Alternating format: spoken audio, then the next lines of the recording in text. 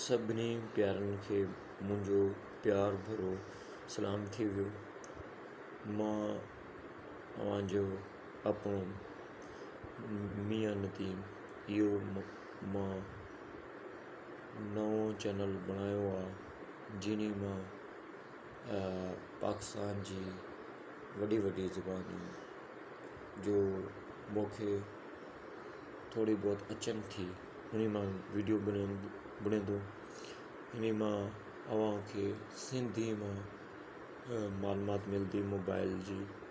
अगरि हिन सां पहले अव्हांखे कंहिं भी मोबाइल जे बारे में मालूमात चाहिए त उहो अव्हां मूंखे व्हाट्सएप ते मोकिले छॾियो।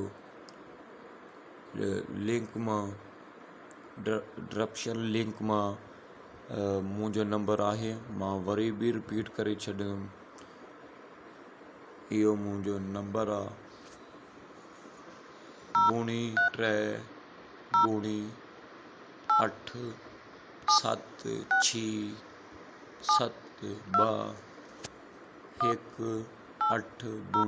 ठीक है। यो मुझे व्हाट्सएप नंबर है, कॉन्टैक्ट नंबर है। ते कॉन्टैक्ट करके बे जड़े भी पेरे वाले मोबाइल आहिन उन जी अवां मालूमात ॿुधे सघंदा यानी कि गिने सघंदा आहियो। ठीक है। अॻी तां इहो स्टार्टिंग आहे। स्टार्टिंग जी मालूमात ॾियंदो पियो।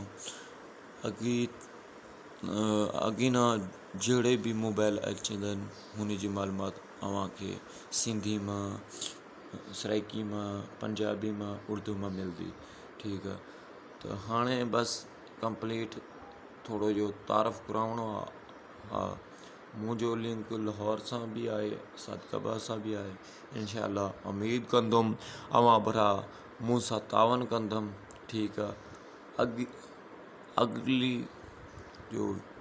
अगली जड़ी वीडियो ईंदी वो इंशाअल्लाह इन्फिनिक्स ऐं टेक्नो जे बारे में हूंदी। इन्फिनिक्स ऐं टेक्नो एजो ब्रांड ॾूंहें एजो 22 एजो ब्रांड बणी विया आहिनि जड़े मार्केट के छाई पिया आहिनि। ठीक है।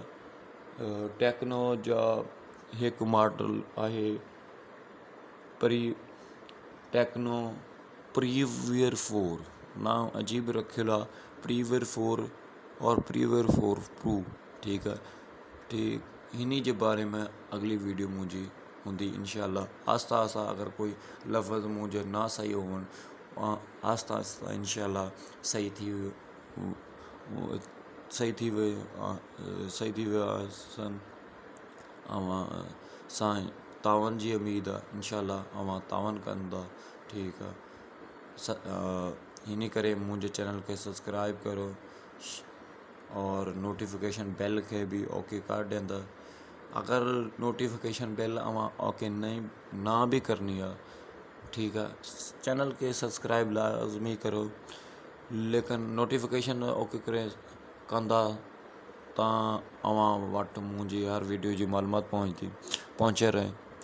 अगर अवां चाहंदा आहियो भी फ़िलहाल हिन जी नोटिफिकेशन ना अचे सिर्फ़ सब्सक्राइब कर ॾियो। मुंहिंजा सब्सक्राइब बनी वेंदो नोटिफिकेशन ना अचंदो।